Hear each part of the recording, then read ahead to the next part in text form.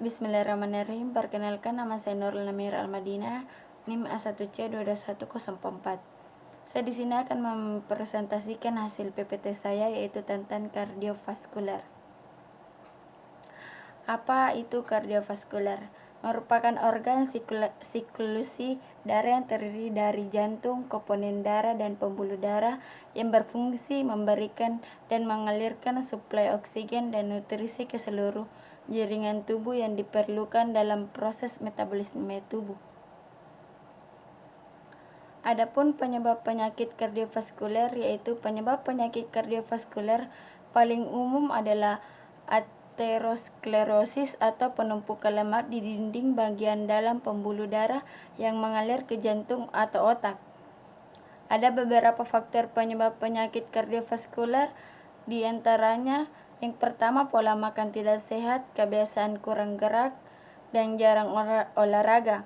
Yang ketiga kebiasaan merokok. Yang keempat konsumsi alkohol berlebihan. Yang kelima tekanan darah tinggi. Yang keenam kadar gula darah tinggi. Yang ketujuh kadar lemak dalam darah tinggi. Yang kedelapan obesitas atau berat badan berlebih. Adapun jenis-jenis penyakit jantung, yang pertama penyakit jantung koroner. Gangguan yang terjadi pada jantung dan pembuluh darah dapat menyebabkan penyakit jantung koroner. Yang kedua aritmia. Masalah kardiovaskuler juga dapat membuat fungsi jantung tidak bisa memompa darah secara normal. Yang ketiga serangan jantung. Ketika pembuluh darah yang mengantarkan darah ke jantung tersumbat oleh gumpalan darah. Yang keempat gagal jantung. Gagal jantung merupakan kondisi ketika jantung tidak dapat berkontraksi dan rileks. Yang kelima DVT, deep vein thrombosis atau DVT, bisa terjadi karena terbentuknya gumpalan darah pada pembuluh darah vena. Yang keenam stroke. Selain menyebabkan penyakit jantung, penyakit kardiovaskuler juga banyak menyebabkan stroke. Yang ketujuh kardiomiopati. Kardiomiopati adalah penyakit otot jantung yang diakibatkan oleh kelainan pada jantung. Yang kedelapan penyakit jantung bawaan. Penyakit jantung bawaan adalah kondisi di mana terjadi kelainan pada struktur jantung saat masih di kandungan. Adapun cara mencegah penyakit jantung kardiovaskuler, yaitu pola makan sehat. Yang kedua berhenti merokok. Yang ketiga hindari stres. Yang keempat tidur yang cukup dan berkualitas. Yang kelima kontrol tekanan darah. Yang keenam mempertahankan berat badan ideal. Yang ketujuh olahraga secara teratur. Yang kedelapan minum obat yang diresepkan. Yang kesembilan kenali gejala penyakit jantung koroner. Yang ke-10 rutin medical check up. Faktor-faktor risiko penyakit kardiovaskuler, yaitu pertama, umur. Risiko penyakit jantung meningkatkan seiring bertambahnya usia. Hal tersebut sudah menjadi wajar karena semakin bertambahnya usia maka semakin menurunnya kinerja organ tubuh manusia. Yang kedua, merokok. Merokok merupakan faktor risiko mayor untuk terjadinya penyakit jantung termasuk serangan jantung dan stroke. Dan juga memiliki hubungan kuat untuk terjadinya penyakit jantung sehingga dengan berhenti merokok akan mengurangi risiko terjadinya serangan jantung. Yang ketiga, alkohol. Kebiasaan mengonsumsi alkohol bisa menaikkan kadar tekanan darah dan berisiko terkena penyakit jantung. Yang keempat, pola diet.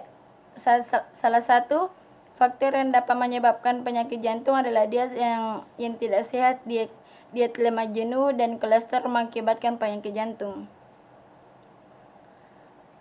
Yang kelima, aktivitas fisik. Kurangnya aktivitas fisik dan mengakibatkan penyakit jantung. Hal ini juga dapat meningkatkan kemungkinan memiliki konsumsi medis yang merupakan faktor risiko terjadi obesitas, tekanan darah tinggi, kolesterol tinggi, dan diabetes. Yang keenam, obesitas adalah kelebihan lemak tubuh. Yang ketujuh, hipertensi, tekanan darah tinggi merupakan faktor risiko utama penyakit jantung. Jantung adalah organ otot berongga Berongga yang dapat memompa darah melalui pembuluh darah oleh kontraksi berirama yang berulang. Berarti jantung istilah yang terkait dengan jantung dari kata Yunani kardia untuk jantung. Jantung adalah salah satu organ tubuh manusia yang berperan dalam sistem peredaran darah. Adapun anatomi jantung yaitu aorta. Aorta bagian jantung yang pertama adalah aorta, yakni arteri terbesar pada tubuh manusia. Terletak aorta berada di bagian atas organ jantung dan andah. Aorta berfungsi membawa darah yang mengandung zat oksigen dari bagian vertikal kiri sampai ke seluruh tubuh manusia. Yang kedua, vena cava superior. Vena cava superior atau vena cava ialah vena besar yang ada dalam tubuh manusia, letaknya berada di bagian atas bagian jantung. Fungsi dari vena cava superior ialah untuk membawa kembali aliran darah yang mengandung karbon dioksida yang asalnya dari seluruh tubuh di bagian atas menuju ke jantung. Yang ketiga, arteri pulmonalis. Arteri pulmonalis yakni arteri yang tugasnya mengangkut darah yang berasal dari jantung menuju ke paru-paru. Fungsi dari arteri pulmonalis ini ialah untuk mengganti kandungan karbon dioksida dengan uap air dalam darah menjadi oksigen. Yang keempat, katup aorta. Katup aorta adalah katup yang memisahkan antara vertikal kiri dan aorta. Adanya perubahan tekanan darah di kedua sisi katup tersebut juga bisa menyebabkan katup bisa terbuka ataupun tertutup. Fungsi dari katup aorta sendiri ialah untuk mencegah darah di dalam tubuh mengalir pada arah yang keliru.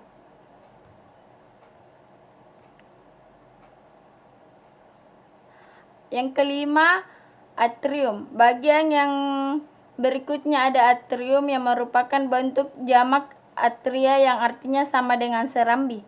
Di sini ada dua atrium, yakni atrium kiri atau serambi kiri dengan atrium kanan atau serambi kanan. Letak atrium ada dua di ruangan teratas pada 4 ruang utama organ jantung. Fungsi dari atrium kiri ialah menerima darah yang berasal dari organ paru-paru mengandung oksigen, kemudian membawanya pada vertikal kiri. Adapun fungsi atrium kanan ialah menerima darah berasal dari seluruh bagian tubuh yang mengandung karbon dioksida yang membawa ke vertikal bagian kanan. Yang keenam, vena pulmonalis. Vena pulmonalis merupakan vena yang membawa aliran darah mengandung oksigen dari organ paru-paru menuju ke jantung di bagian atrium kiri.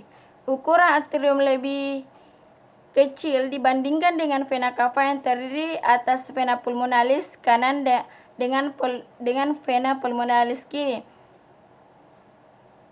Vena pulmonalis berfungsi membawa darah mengandung oksigen kembali lagi ke jantung yang selanjutnya akan diedarkan ke seluruh bagian tubuh manusia. Yang ketujuh, katup tricuspidalis. Bagian jantung berikutnya adalah katup tricuspidalis ataupun katup tricuspid, yakni katup yang terdiri atas 3 daun katup. Pada katup ini bisa terbuka bila sistole berkontraksi serta bisa menutup kembali. Katup tricuspidalis berfungsi memisahkan atrium kanan dan vertikal kanan guna membantu mengalirkan darah sedikit oksigen dari organ atrium kanan menuju ke vertikal kanan. Yang kedelapan, katup mitral.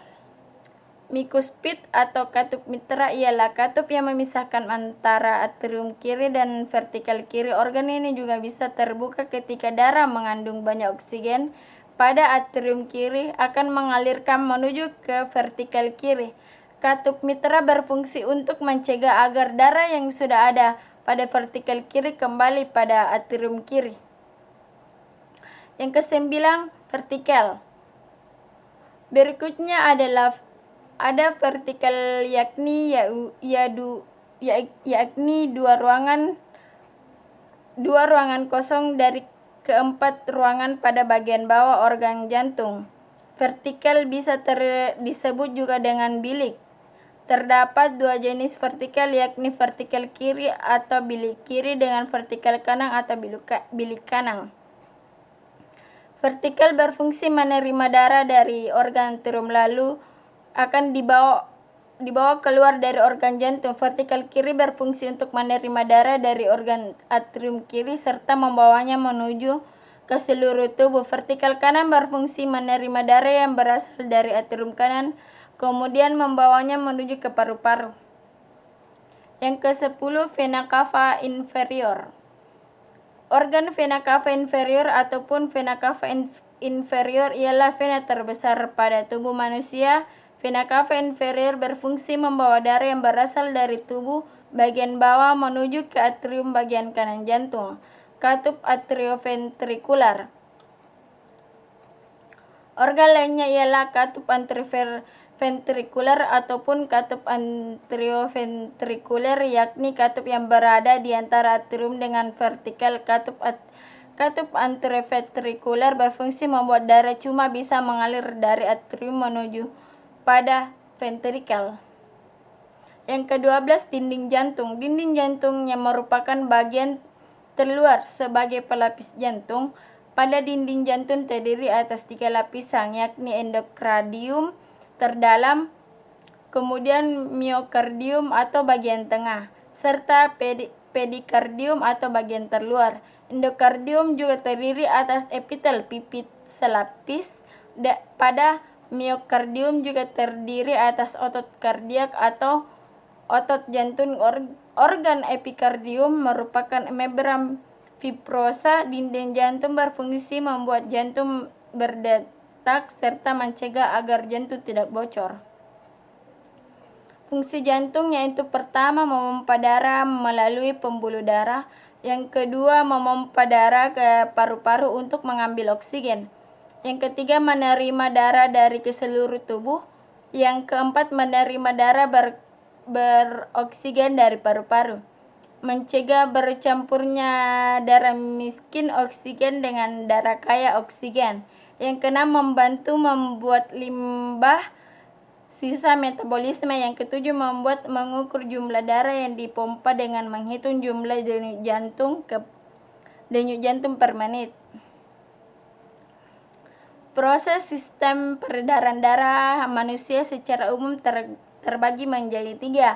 Yang pertama itu sistem peredaran darah sistemik. Peredaran darah dimulai ketika darah mengalir dari bilik jantung bagian atas ke vertikal atau 2 bilik jantung bagian bawah.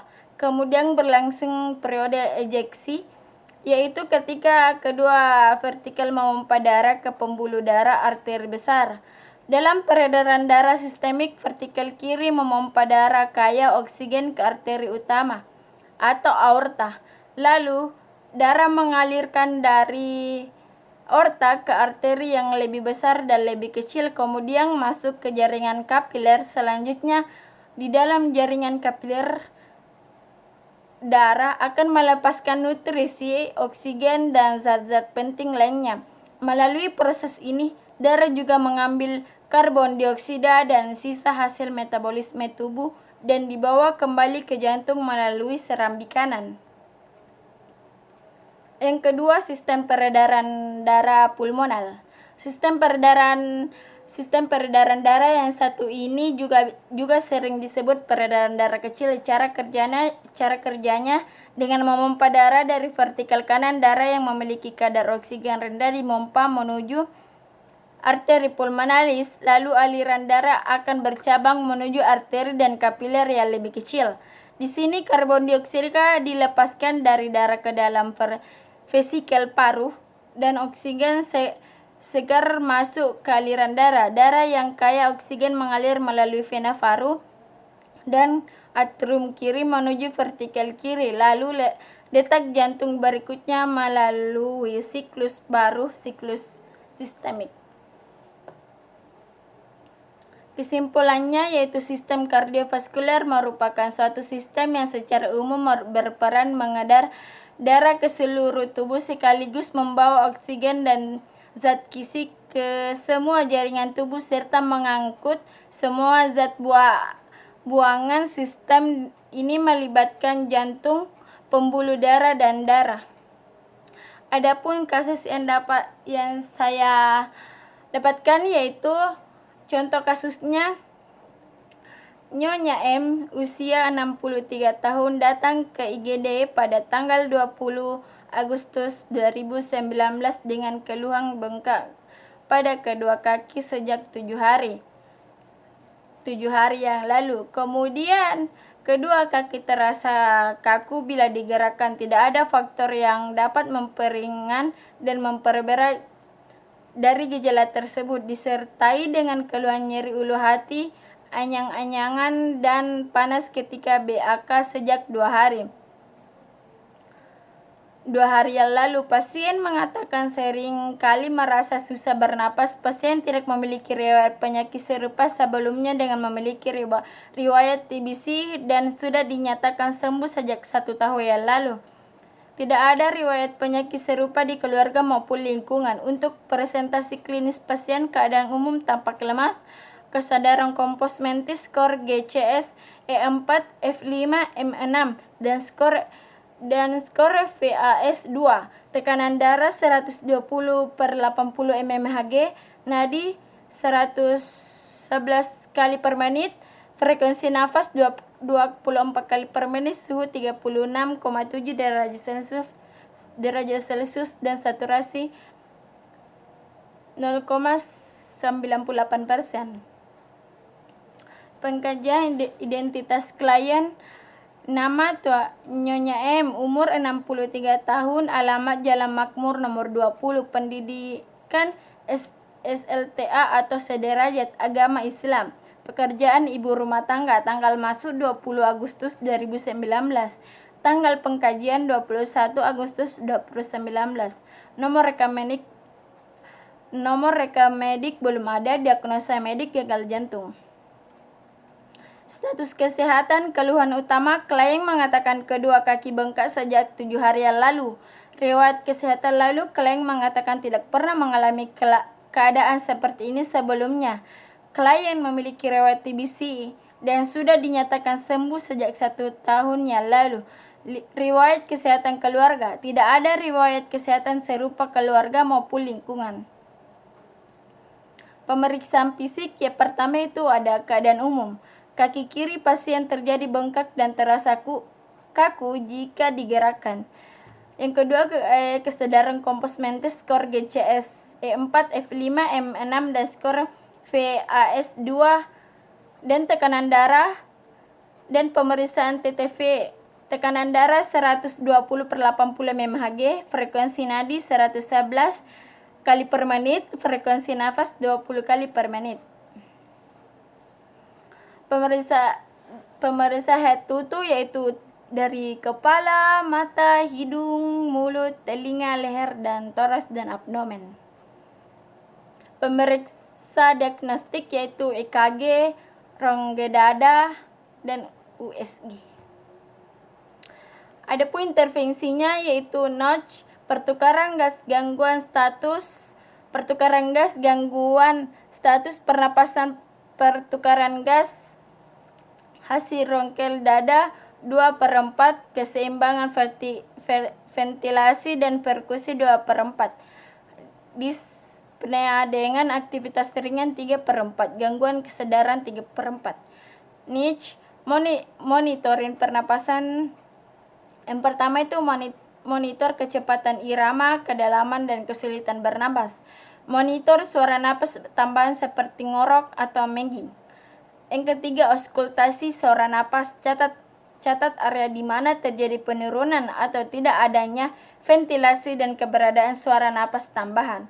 Yang keempat, kaji perlunya penyedatan pada jalan nafas dengan auskultasi suara napas rongki di paru. Yang kelima, auskultasi suara napas setelah tindakan untuk dicatat. Yang keenam, monitor sekresi bernapas pasien.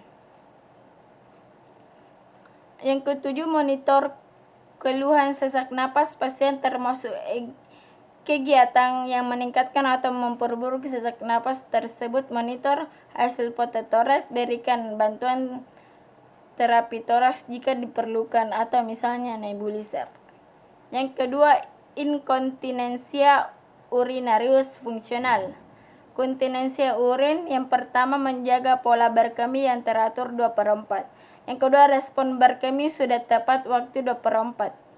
Memulai dan menghentikan aliran urin, mengosongkan kantong kemih sepenuhnya 2/4. Infeksi saluran kemih 3/4.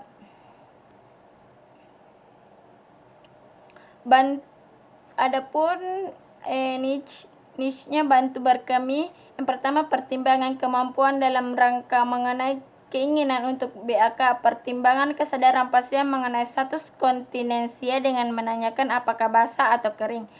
Yang ketiga, tawarkan bantuan dengan tanpa melihat status kontinensia. Yang keempat, tahan diri untuk memberikan komentar terkait inkontinensia atau penolakan pasien untuk pergi ke toilet.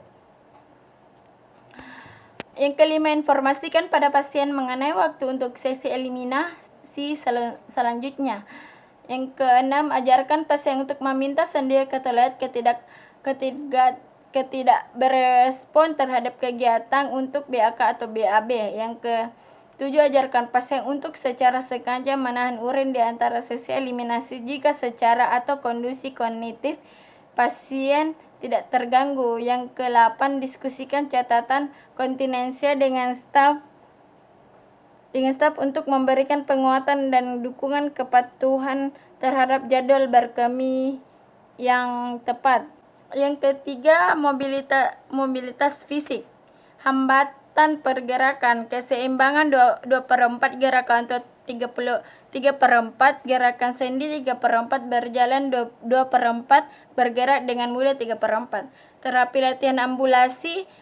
Yang pertama, berikan pasien pakaian yang tidak mengekang, tempatkan saklar posisi tempat tidur di tempat yang mudah dijangkau, bantu pasien untuk duduk di sisi tempat tidur untuk memfasilitasi penyesuaian sikap tubuh. Instruksikan pasien untuk memposisikan diri sepanjang proses perpindahan. Bantu pasien untuk berpindah sesuai kebutuhan. Terapkan atau sediakan alat bantu atau tongkat, walker atau kursi roda untuk ambulasi jika pasien tidak stabil. Bantu pasien untuk berdiri dan ambulasi dengan jarak tertentu dan dengan jumlah staf tertentu. Dorong pasien untuk bangkit secara dan sesering dan diinginkan. Adapun implementasinya yaitu niche. Monitor pernapasan. Yang pertama, monitor kecepatan irama, kedalaman, dan kesulitan bernapas. Hasilnya, frekuensi nafas 29 kali per menit. Klien mampu mengikuti arahan dari perawat, tetapi klien masih sulit dalam menentukan kecepatan irama bernapasan klien. Yang kedua, monitor suara napas tambahan seperti ngorok atau menggigil. Hasilnya masih terdengar suara napas tambahan. Evaluasinya subjektif, pasien mengatakan masih sulit bernapas dengan normal. Objektif, yang pertama hasil rongken dada 2, yang kedua keseimbangan dan perfusi 2, yang ketiga dyspnea dengan aktivitas ringan, yang keempat gangguan kesadaran 4. Asesmen masalah nomor 4 sudah teratasi dan selebihnya belum teratasi. Planning selanjutnya intervensi 1, 2, 3, 4, 5, 6, 7, 8. Yang keempat, kaji perlunya penyedatan pada jalan napas dengan auskultasi suara napas rongki di paru. Hasilnya cairan pleura di paru sudah ada keluar. Yang kelima, monitor sekresi pernapasan. Hasilnya masih terdengar suara rongki karena masih ada tumpukan cairan di paru-paru.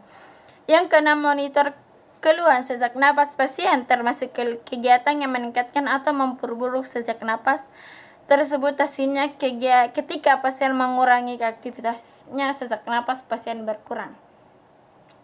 Yang ketujuh, monitor hasil foto toraks. Hasilnya Pada hasil foto rongga toraks masih terlihat penumpukan cairan pleura. Yang ke-8, berikan bantuan terapi nafas jika diperlukan atau misal nebulizer atau hasilnya klien sudah mulai menstabilkan pernapasan ketika sudah menggunakan alat bantu pernapasan. Adapun niche-nya bantuan berkami, yang pertama pertimbangan kemampuan dalam rangka mengenai keinginan untuk BAK. Hasilnya klien belum tahu kapan dia ingin BAK, dan ketiga BAK masih terasa nyeri dan panas. Yang kedua, pertimbangan kesadaran pasien mengenai status kontinensia dengan menanyakan apakah basah atau kering. Hasilnya klien masih berstatus inkontinensia dan pakaian klien basah. Tawarkan bantuan dengan tanpa melihat status kontinensia. Hasilnya klien masih meminta bantuan dari keluarga ketika ingin berkami ke toilet. Yaitu adapun evaluasinya, subjektif pasien mengatakan masih merasa nyeri saat BAK. Pasien mengatakan volume urin yang keluar masih sedikit-sedikit dengan waktu berkemi yang tidak terkontrol. Pasien belum mampu ke toilet sendiri. Objektif menjaga pola berkemi 2. Yang kedua, respon berkemi sudah tepat waktu 2. Yang ketiga, memulai dengan menghentikan aliran urin 2. Yang keempat, mengosongkan kandung kemih sepenuhnya 2. Yang kelima, infeksi saluran berkemih. Yang keempat, tahan diri untuk memberikan komentar terkait dengan inkontinensia atau penolakan pasien untuk pergi ke toilet. Hasilnya, klien terkadang BAK tempat tidur karena urin keluar tanpa aba-aba. Yang kelima, informasikan pada klien mengenai waktu sesi eliminasi selanjutnya. Hasilnya, klien sudah mulai menahan waktu untuk eliminasi selanjutnya. Ajarkan pasien untuk meminta sendiri ketika berespon terhadapan keinginan untuk BAK atau BAB. Hasilnya, klien belum bisa sendiri untuk ke toilet ketika ingin BAK. Yang ketujuh, anjurkan pasien untuk secara sengaja menahan urin di antara sesi eliminasi jika secara kondisi kognitif pasien terganggu. Asesmen masalah belum teratasi, planning selanjutnya 1, 2, 3, 4, 5. Hasilnya, pasien sudah mulai bisa menahan urin untuk menempatkan jadwal berkemi yang sudah teratur. Baik, itu saja presentasi dari saya. Apabila ada kesalahan kata mohon dimaafkan. Wabillahi taufiq wal hidayah. Assalamualaikum warahmatullahi wabarakatuh.